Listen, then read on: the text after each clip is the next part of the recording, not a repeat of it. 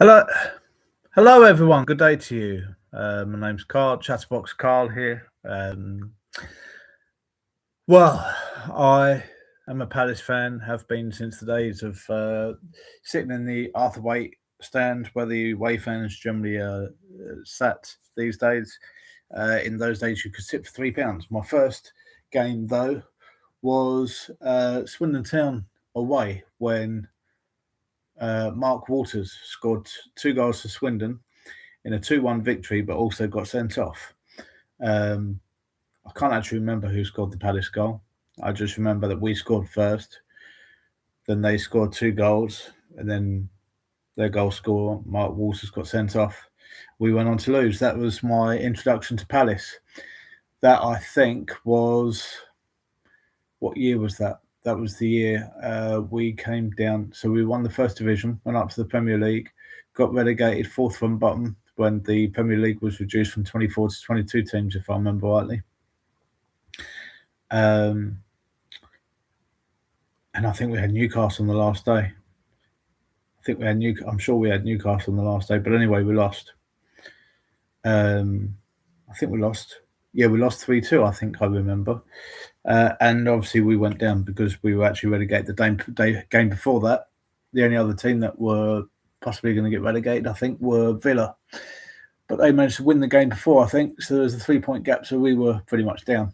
So it didn't really matter what happened with us. The goal difference swing, I remember, was huge. But anyway, fast forward. So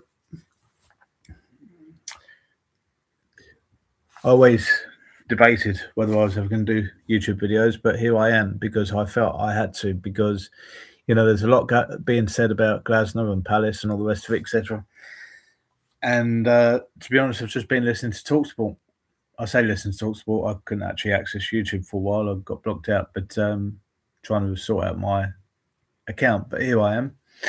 We got back in, but I managed to listen to a bit. One person in particular phoned up Jordan, giving him a hard time, along with Jim White, as to why we should go all out to keep Glasgow and why haven't we, and all the rest of it, etc. And I have to say what Simon Jordan said. I agree with everything. First and foremost, though, let's discuss last night. Crystal Palace beat Rayo Vallecano 1-0 on the night. First half, I thought we played quite well, but I noticed that whenever the ball got into the attacking third, especially to Mateta, and I'm not digging him out here, the ball wasn't sticking to him. It was like bouncing off, or he wasn't sort of, it was getting caught in a stride, and thus he wasn't able to play fluidly like he often does. So I thought we did quite a lot without really doing much, if that makes sense, which is a contradiction, I know. But there we have it. Then half-time came, and before the game started, I have to say, personally, I wasn't feeling particularly nervous. I was a bit nervous and on edge.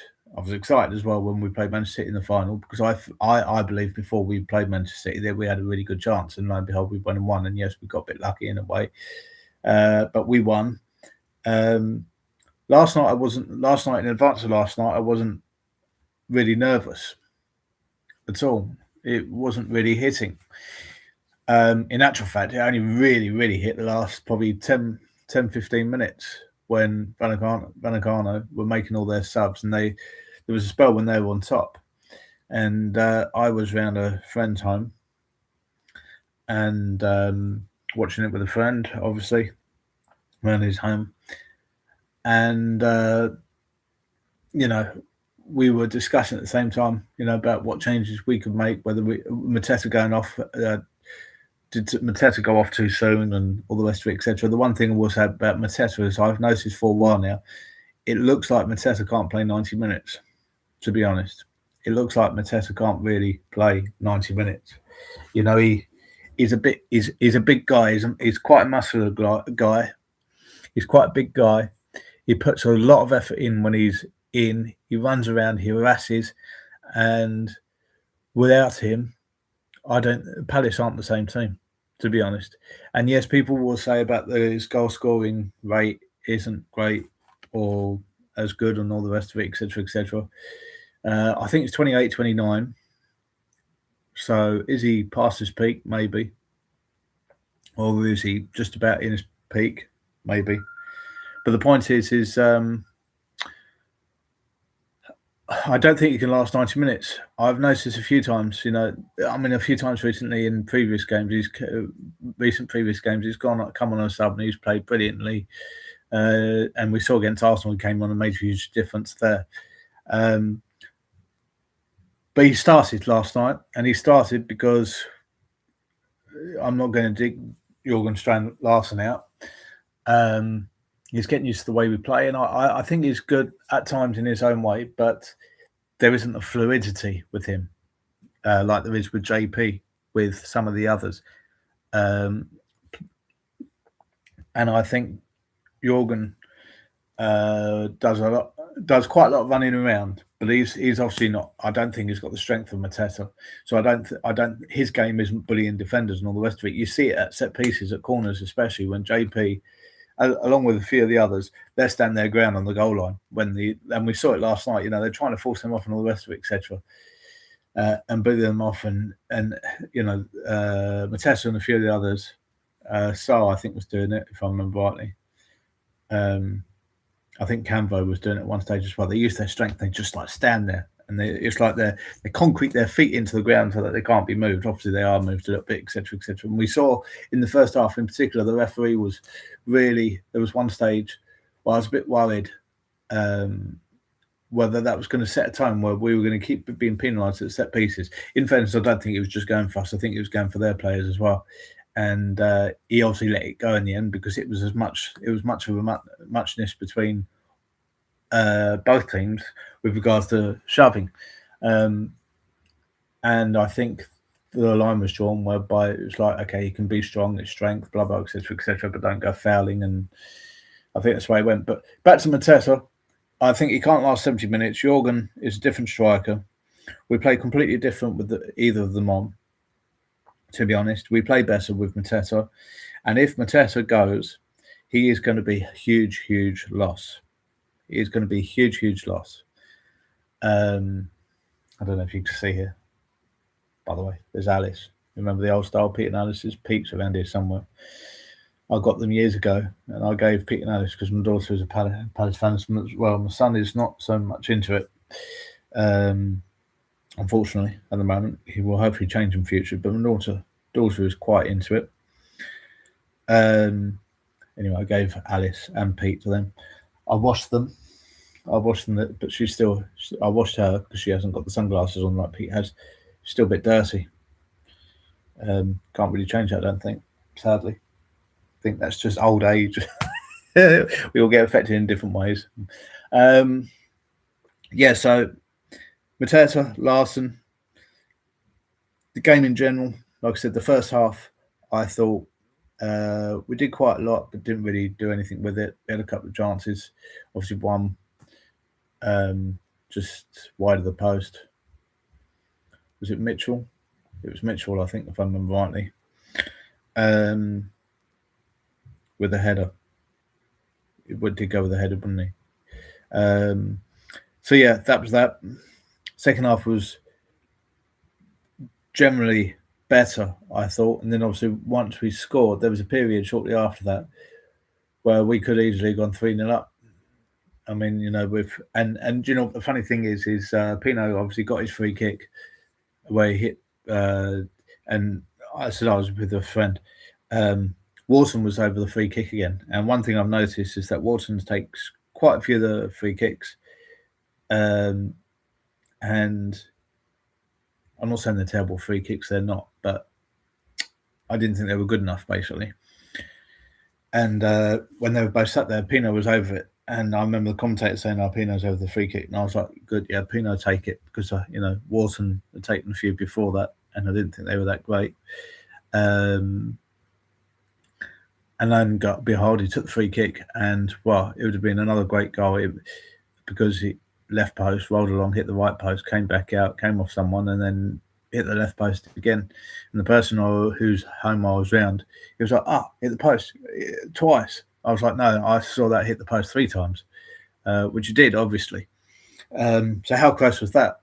But that period, we were brilliant for 5-10 minutes.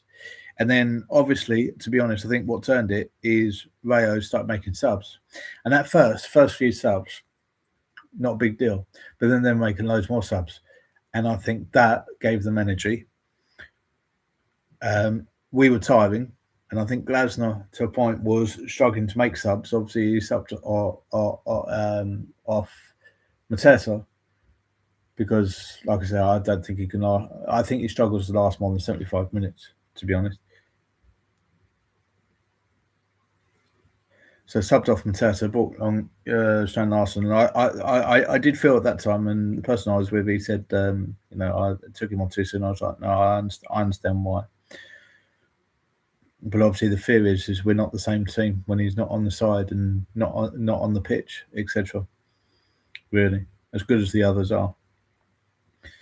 And Rayo really, I wouldn't say stepped it up massively, but we resorted to sitting back and defending. Partly because Rayo obviously decided they had to have a go, and they started playing a little bit better. Really, they had nothing to lose obviously at that point. And then obviously it got near the end, and I said, I think it was it got to 75 minutes. I said I reckon there'd be 5 minutes added on, and then 78 minutes. I said I think we've got 15 minutes yet, because I remember the commentator at that point, around the 75, 78 part, started talking like it was one. It was like, it isn't one, and Rayo were picking it up. You could see it happening, and the two people I was with, because there were three people there, but two of them were down watching it with me. But I said, yeah, no, it's not over yet. And it wasn't.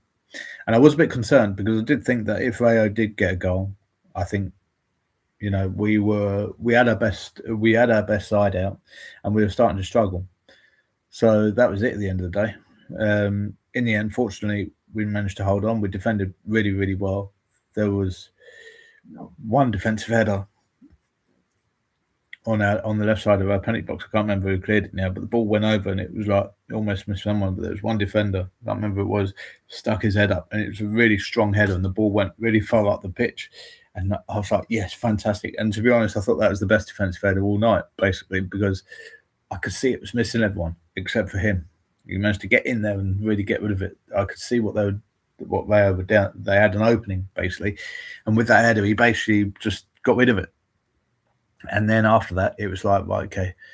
It got to the 5 minute mark, and it was at that point. First of all, let's rewind a bit. I would say about 10 minutes to go, I was starting to feel a bit nervous, edgy, and all the rest of it, because I could see how it was going. And then with 5 minutes to go, I was saying, "Oh, it's just a case of clearing the ball now."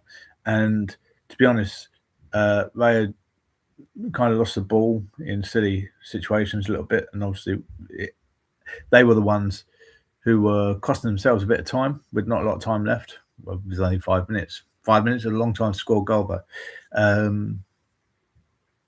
when you're defending against it happening. So, yeah.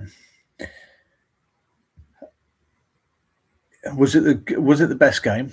No. It wasn't quite on the level of Manchester City either. Manchester City was tougher, because that was 45 minutes in the second half of more or less defending, kind of.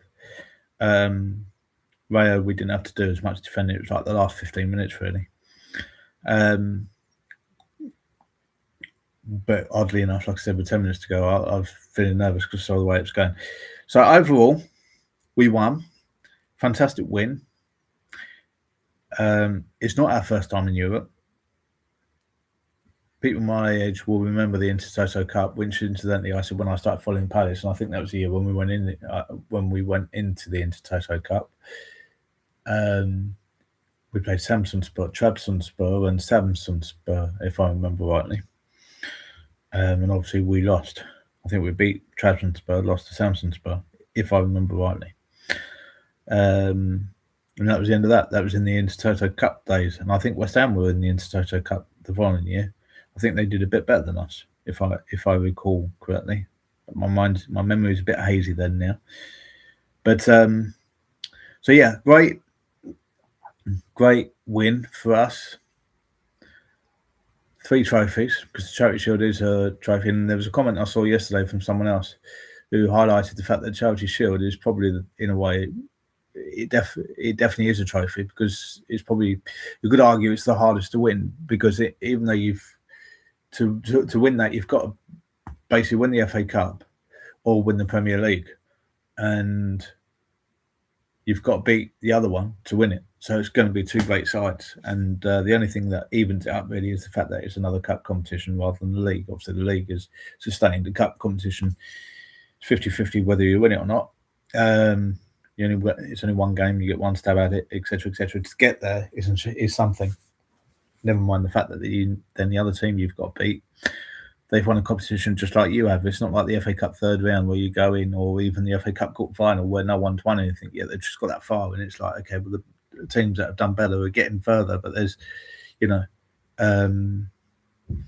at the FA Cup quarter final stage, for example, it's just it's like hit and miss. Right, we'll have a stab at it. Hopefully we win. We'll be in the semi-finals. Whereas Community Shield, same with the FA Cup, any other trophy where you're in the final, it's like, okay, we're in the final here. We're going to win. We want to win this. Now we've got this far. We want to win this. And as we know, Palace lost 2 FA Cup finals beforehand in 1990 and 2016.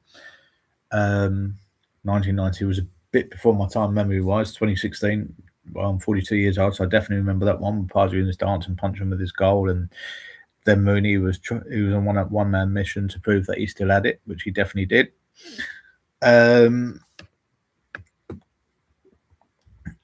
So yeah, great that we won. And on that note, I'm eternally grateful for all involved.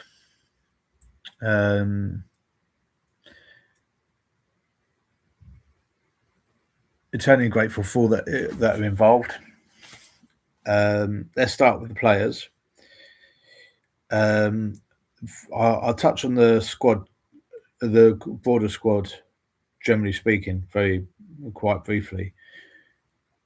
But before I do that, I'm going to state that I think it was, I can't remember if it was before we played Fiorentina, i.e. after Larnaca, or whether it was after Fiorentina. But before Fiorentina, I remember thinking, it's been a struggle. And Fiorentina were obviously, huge Italian side. Okay, they're not the stature that they were years ago, but they're still a good side, really good side, right? Okay. And I remember them being a great side years ago. And I thought to myself, that would be a really tough game. And obviously, we won quite convincingly, especially with our away performance. I can't remember if it's after Larnaca or after Fiorentina, so to say, because my memory's playing up with me a little bit. But I remember looking at the league table, knowing that we had quite a difficult league running, and we started having a couple of games in hand at that stage over everyone else. And I looked at the league table, and we were 5 points behind 5th and 5 points ahead of. I think we were 5 points ahead of the relegation zone, or just outside of Spurs, or whatever it was. I can't remember. But I remember being 5 points off 5th. And at that stage, obviously, everyone knew that 5th was for Champions League. So I was kind of quite like, we can do this. But I think before then, when Glasner had his rant, and you could argue before that, in a way, we've been lucky-ish with injuries, but that's not to say we haven't had any. It's just that our best player in the whole entire season, really, when it comes to goal scoring, has been Ismaila Sarr. And he was only missing because he had a couple of minor injuries, but nothing major. Obviously, he was gone, though, for African Cup of Nations. Or African Nations Cup, whatever you want to call it. Right, okay. And I think we missed him massively. And obviously, we bought Brendan Johnson because Glasner had his rants, and we were really struggling without him. We were struggling in forward areas generally, obviously, because ultimately, what I will say about our squad, and it's linked with with our league form, I say about us being 5th. I looked at us being in 5th, and I thought, oh yeah, we've still got a chance of 5th. But it did look like we were struggling massively because we were struggling for players, obviously. We were starting to play like under 21s, under 18s, as we know, or we had done, and we were continuing to. because we were really struggling for established players who were really performing. I mean, Uche, who we had online.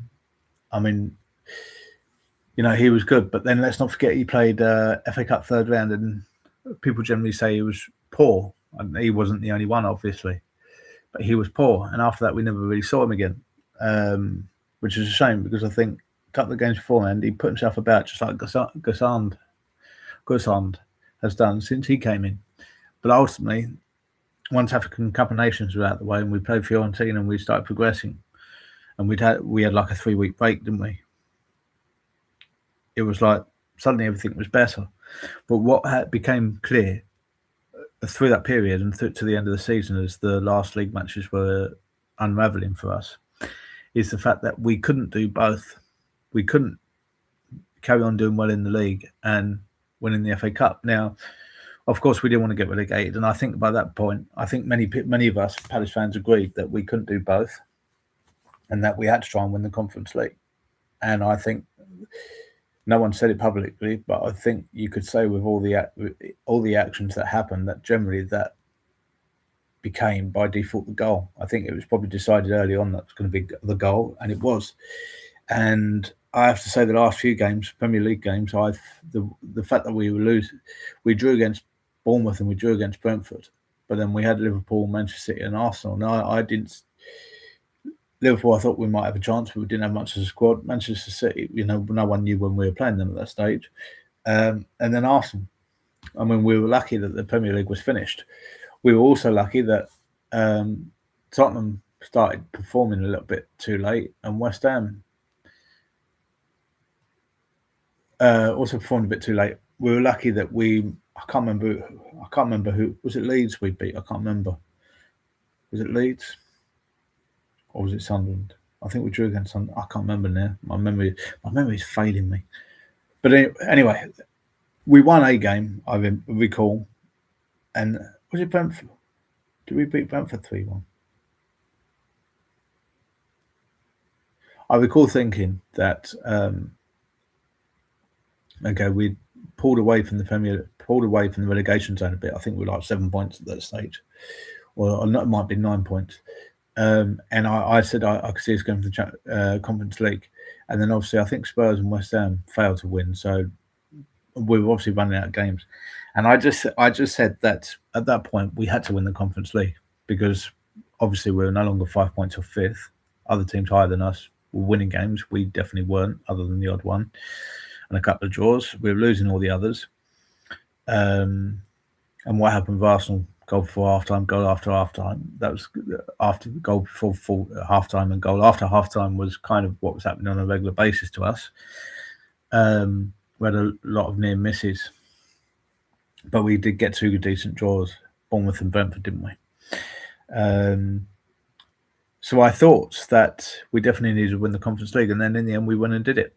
And I thought, fantastic, brilliant.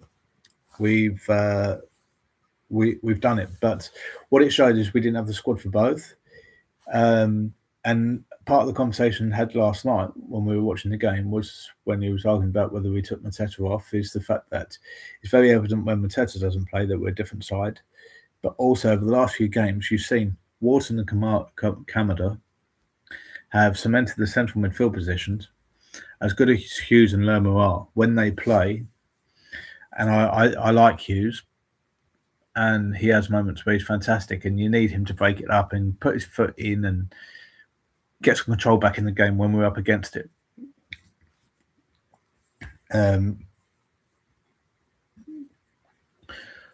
Whereas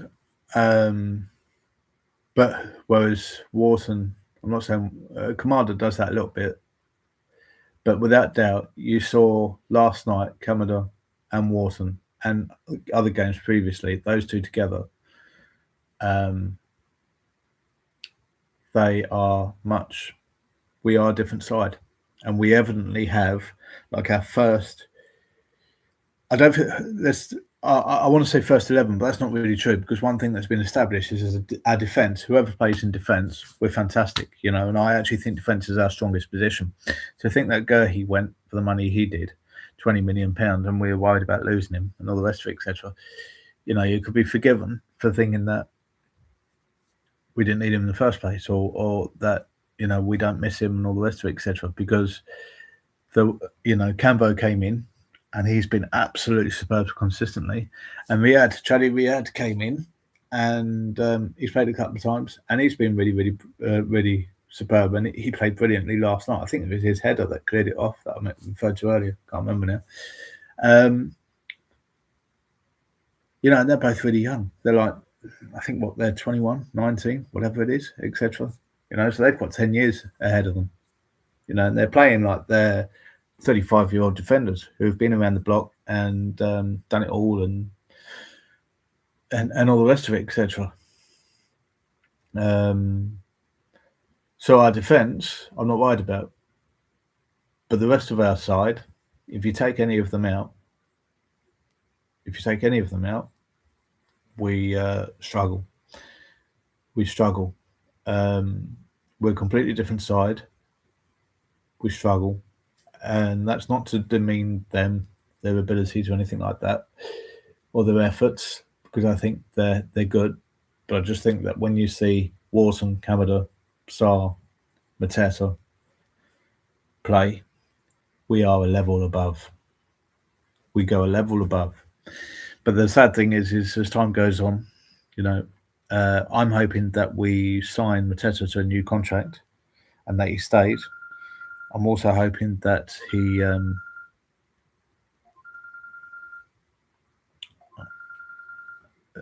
because at the end of the day, when people were against him at stages, people forget that he only cost £15 million.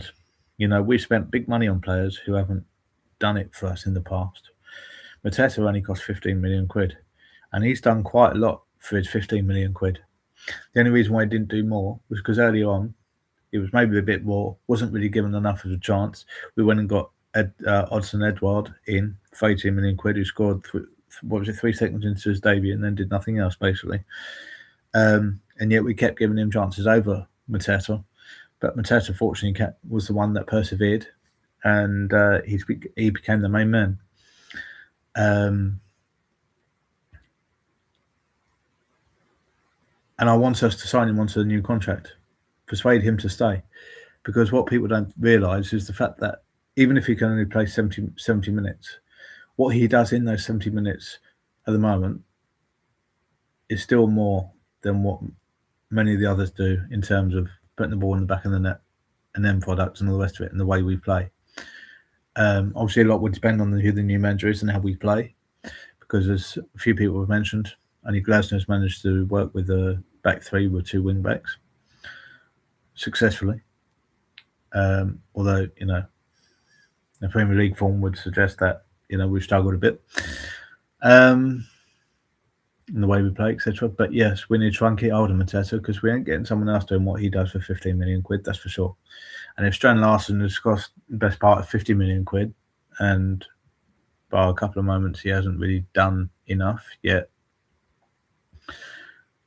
if Mateta was his age, he would be a £100 million striker, at least. So we need to keep hold of him.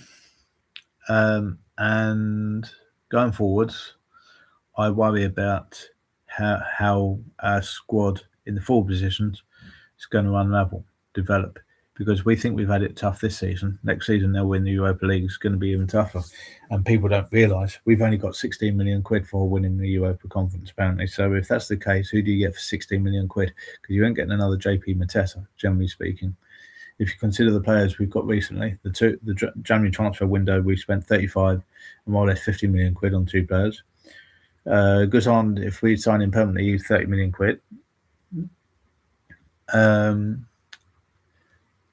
Munoz has turned 30 this week. He's not going to be able to run forever, so we're going to have to replace him. We're lucky. I'm hoping that Johnson and Strand Larsen both improve, get better, etc., and produce for us. So yeah, let's see. I suppose that leaves us to think about what happens with my opinion of Glasner. And I should mention Parish. in this as well, because back when Glasner had his meltdown, I think the way he did it was wrong. I think everyone agrees that, even though he probably had a point. But the thing that I took issue with the person calling up Jordan and abusing him on TalkSport earlier is the fact that, Jordan, what he was saying about spending 100 million quid to finish 2 players higher up the league, there's no point. You can't do it. You could argue that you spend 100 million pounds to stand still, and in a way that is probably correct, because we've had to spend nearly 50 and 35 million for 2 players who hopefully will still be with us next season and perform. Will we finish any higher than we do now? Have this season? Bear in mind, we probably were lucky to finish 15th in the end. I don't know. So, Glasner was right in his points, but the way he went about it was wrong. He also made mistakes, some of which I know he's acknowledged. Going forwards, it's very evident that he has come to realise that we haven't got the resources of a huge, huge club who can throw £100 million a season at a player or two, because we can't afford to do that. Palace have done well over recent years in the sense that we've managed to find a load of players who are young enough who will be with us for a very long time. But Matessa's come in. Matessa's not got much longer left. Munoz hasn't got much longer left. Sarr, isn't he like 28 years old? So he isn't really a spring chicken either. So there we have it. That's going to be 3 players we're going to need to produce. And that's 3 players of our first 11 who we're going to have to replace in the near future. Sorry if I keep pushing my glass up. They're a bit crooked and need to get thing. But I am very, very grateful for what Glasner's done. I would have liked him to have stayed, but I can definitely see the reasons for why he wants to go. And I can see the reasons why we should let him go. Because for him to go out on a high, let's link it with last night. Last night we should be really, really happy, and we are. But this morning it does feel a little bit empty. Not just because I struggled to sleep last night either. It does feel a little bit empty, knowing that, what's going to happen next. The football season's over, so you've got the emptiness. The World Cup fever, for me, hasn't kicked in, to be honest, which is unusual for me because I normally get high hopes. But this season, I just, people were slating Southgate. We just don't have the same vibe about us now, I don't think. Too many players off form. Squad, because of the fact that some players are off form, doesn't feel right. And I'm not feeling it. But aside from the World Cup leaving a void and the football season being finished, there is kind of a little bit of like,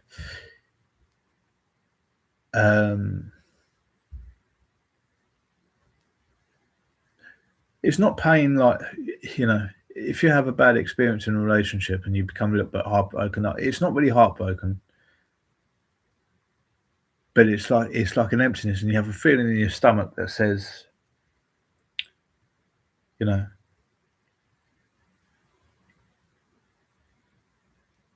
it hurts a little bit, but it's more of an ache.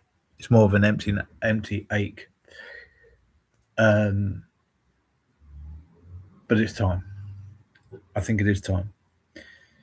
Because if Glasner stayed, and if we didn't have £100 million to buy a couple of players from next season, only to then finish 2 places higher and also struggle in the Europa League, then where does that leave everyone? People will still be grateful for Glasner, but what happens if our league form is like it finished this season? Or like our form was over Christmas when we were without Sarr? When we fell from the dizzy heights of being in 5th to looking like we were going to do what we did back in 95, 96, whenever it was, when we were 3rd at one stage, and then we struggled to win away for home until like March, whenever it was, and we fell like a stone and ended up getting relegated. We don't want that, obviously.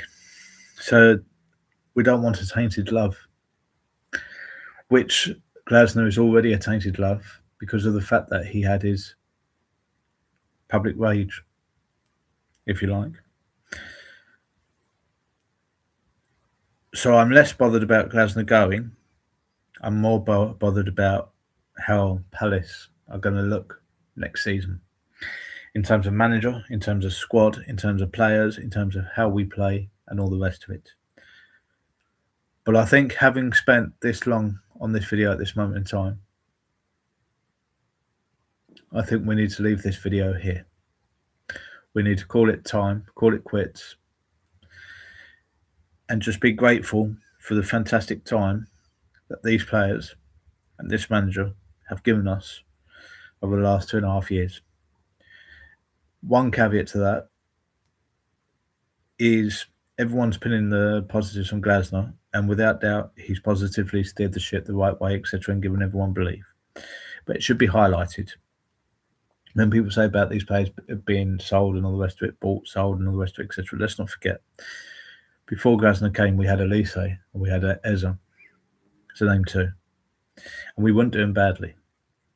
We were probably doing as well as we were at the end of this season, but without the cups to show for it, without the European journey then, and obviously the situation with Roy Hodgson with his ill health, the way that finished. Let's not forget that Roy Hodgson didn't really get to play Eze and Elise together very often, because Elise, I seem to recall, being injured for a while, and Eze, let's not forget, had his Achilles under Hodgson, if I remember rightly. So, it's not right to say that it's just Glasner, is what I'm saying. But I will be forever grateful for the fact that at 42 years old, soon to be 43, I have seen Palace win 3 trophies. 3 trophies which are huge for Palace. Number 1 will always be the FA Cup. Number 2, in reality, is Community Shield, for the reason that I mentioned Community Shield earlier. And not forgetting who we played in both those competitions, and Liverpool just won the league. And then, of course, the Europa Conference, because it's our first journey in Europe. We've got to do something different, which we've not done, apart from the time when we were in the Intertoto Cup and we played Trabzonspor and Samsunspor, or when we've had like these exhibition matches, pre-season exhibition matches, which we used to have, particularly when Jordan was chairman. So I'm very grateful for. I'm massively grateful for what Glasner's done. Thank you very much to him. Thank you very much to all the players. I'm very happy about them all. In terms of players, for me, I'm happiest about Mateta.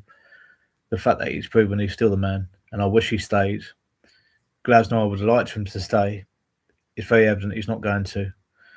I think it's the right decision that he goes out on a high, so that we can remember the fond memories, because already there's the tainted love, and we don't want that tainted love to be any worse. Which is a long way to go for it to be that much worse, because by Glasner winning the 3 trophies and at the end of the day winning the conference has kind of mitigated his rant and made us forget about it to a point. But we also have seen a glimpse there of what it could end up like in future if we don't do so well. So for that reason, again, I wish to finish this video by saying thank you very much to everyone.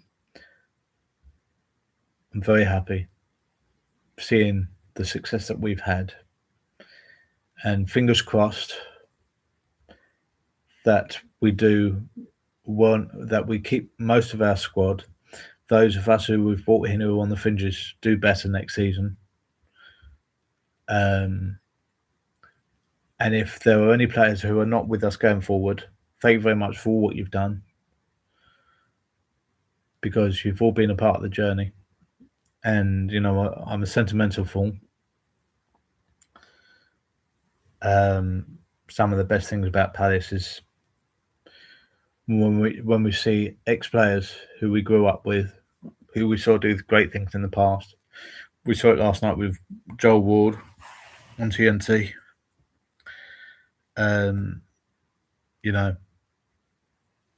they make us just as happy to be Palace fans as what the trophies do. So I thank everyone. Wish everyone well. Thank you, Oliver Glasner.